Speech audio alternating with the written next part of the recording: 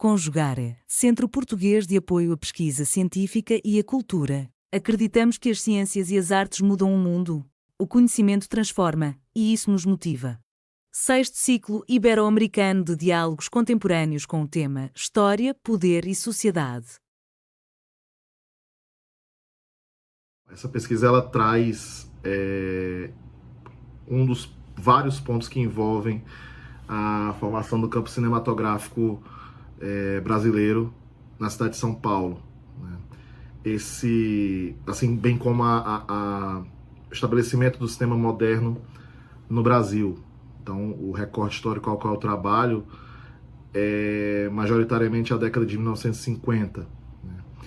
Essa constituição desse campo cinematográfico brasileiro em São Paulo, ela está inserida dentro de uma série de transformações que vão ocorrer na cidade a partir do pós-guerra, do pós-Segunda Guerra Mundial, com o empenho da burguesia paulista em dar um ar mais cosmopolita, mais metropolitano à cidade de São Paulo. Então, um dos pontos trazidos por essa burguesia, um dos pontos de investimento dessa burguesia é o desenvolvimento cultural da cidade. Logo, você vai ter uma série de aparelhos que vão ser construídos, como o Museu de Arte Moderna de São Paulo, o Museu de Arte de São Paulo, o Teatro Brasileiro de Comédia, e o estabelecimento das Bienais de Arte de São Paulo a partir de 1951. E aí também dentro desse quadro nós temos a fundação, a criação de uma série de produtoras de cinema. Destaco aqui a Companhia Cinematográfica Vera Cruz, a Companhia Maristela, a Multifilmes, todas elas ali na primeira metade dos anos 50. Né? Um exemplo desse empenho burguês é que tanto o Museu de Arte Moderna, como a Companhia Cinematográfica Vera Cruz, como o Teatro Brasileiro de Comédia, como as Bienais de São Paulo, as primeiras Bienais na década de 50, elas são empenho diretamente, por exemplo, principalmente da família Matarazzo, né, por meio do Francisco Matarazzo, um grande empresário do Estado, né, que tem essa ideia de um mecenato, como eu falei anteriormente, buscando dar ar metropolitano, cosmopolita à cidade de São Paulo. Né? Essa situação é possível também porque o período histórico ao qual eu estudo a minha pesquisa, ao qual eu insiro a minha pesquisa, se dá no que politicamente nós chamamos no Brasil de Quarta República, que vai do final da ditadura de Getúlio Vargas, do Estado Novo, 1946, final de 45, 1946, até o golpe militar de 1964. Então, esses quase 20 anos, essas quase 2 décadas entre o final da era Vargas e o estabelecimento da ditadura militar, é um período em que você vai ter um certo crescimento econômico nacional, pelas políticas econômicas, principalmente Juscelino Kubitschek, né, o plano de metas, a ideia do desenvolvimentismo, né, há um longo debate sobre isso no campo da economia. A gente pode pensar também um pouco já no terceiro governo Vargas, a partir de 1950 também, a ideia de um desenvolvimentismo de base nacional, mas enfim, buscando um crescimento econômico do Brasil.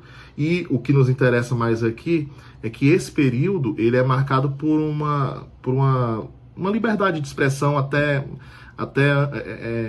que havia sido ceifada desde a década de 30, com o golpe de Vargas, de Getúlio Vargas, e que se intensificou a partir da ditadura do Estado Novo, por volta de 1937.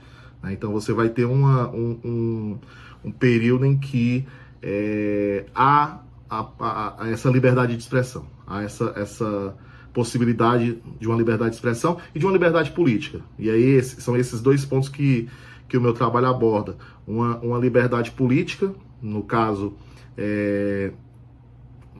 a possibilidade do Partido Comunista Brasileiro atuar politicamente, na política institucional, e uma liberdade de expressão, né?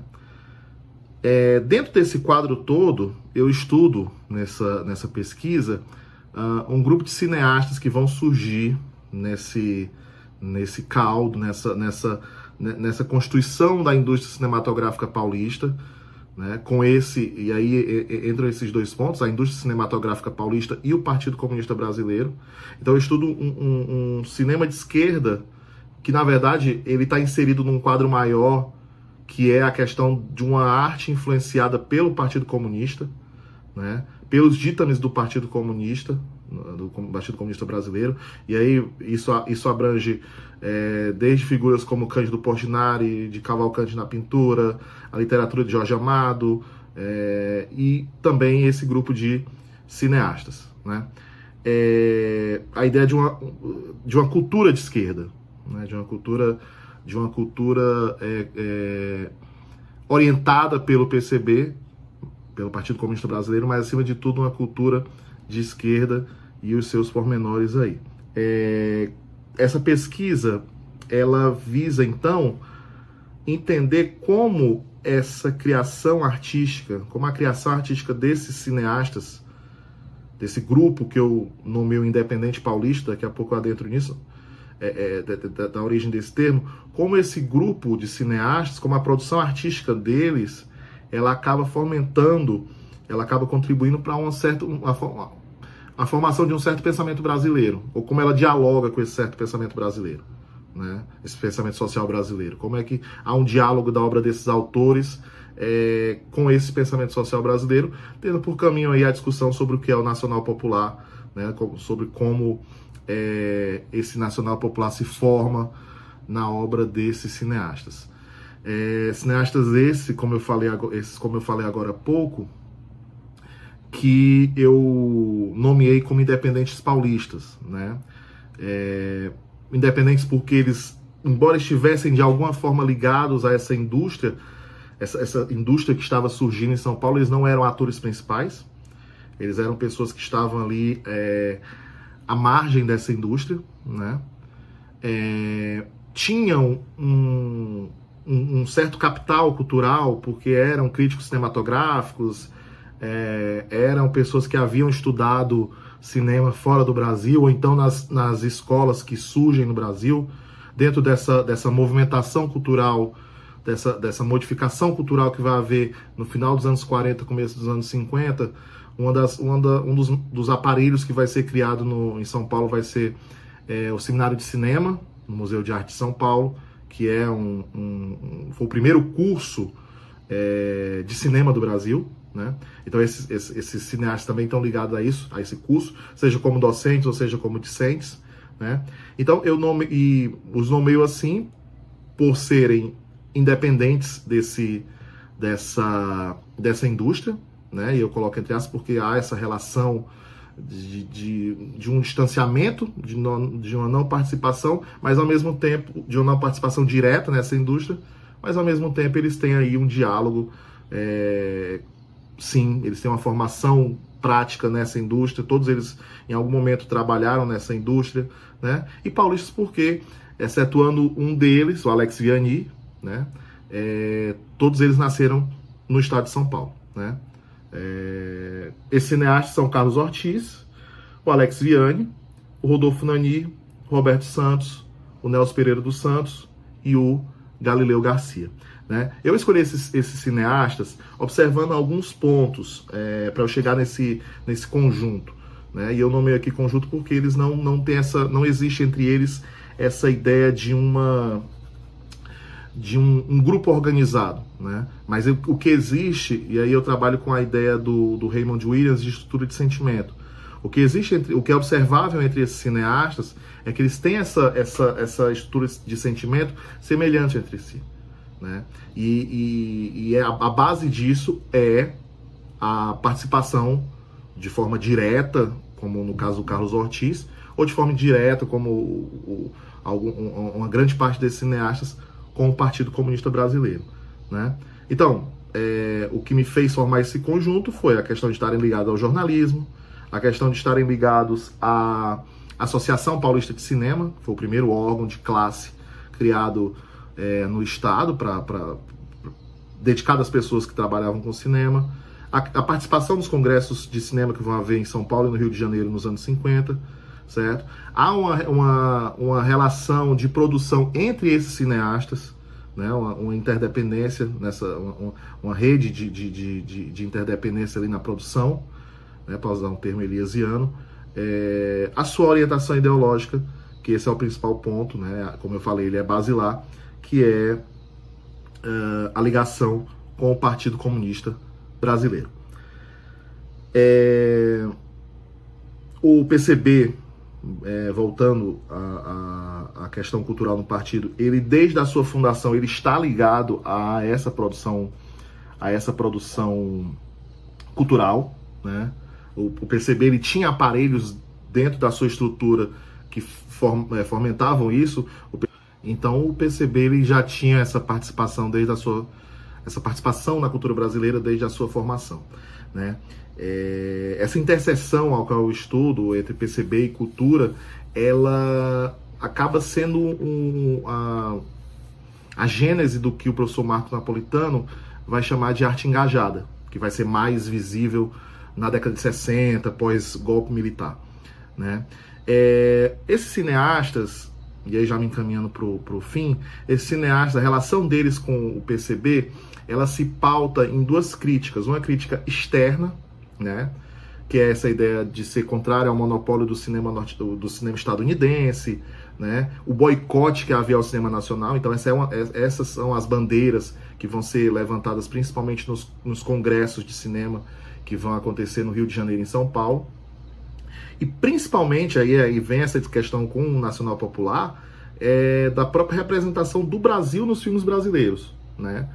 Havia uma crítica, né? Uma crítica contra a forma que era feita até, da forma como o cinema era feito até então, né? Principalmente a problematização em cima da forma como a chanchada trazia o brasileiro, o próprio cinema industrial paulista, que mesmo tendo essa ideia de uma temática de filmes brasileiros, mas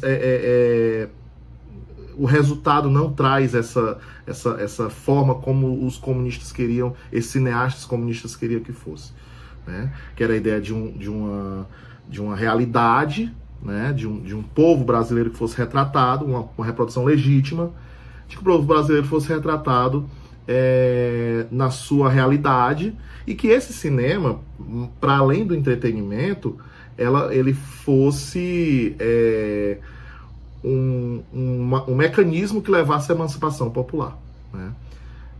Então havia essa crítica a essa forma de produção, né? Então esses cineastas eles vão buscar outras formas de cinema, como de cinema de produção artística, como o realismo socialista soviético dos anos 30, dos anos 20 e 30, o neorrealismo italiano, né, que para eles eram formas que realmente de cinema que mostravam como o homem brasileiro, como o brasileiro deveria ser formado, né, como deveria se dar a representação legítima desse brasileiro. Isso é visto na obra desses cineastas, principalmente na do Nelson Pereira dos Santos, em filmes como eu estou trazendo o Nelson Pereira dos Santos porque desse grupo ele acaba se tornando um cânone na cinematografia nacional, né?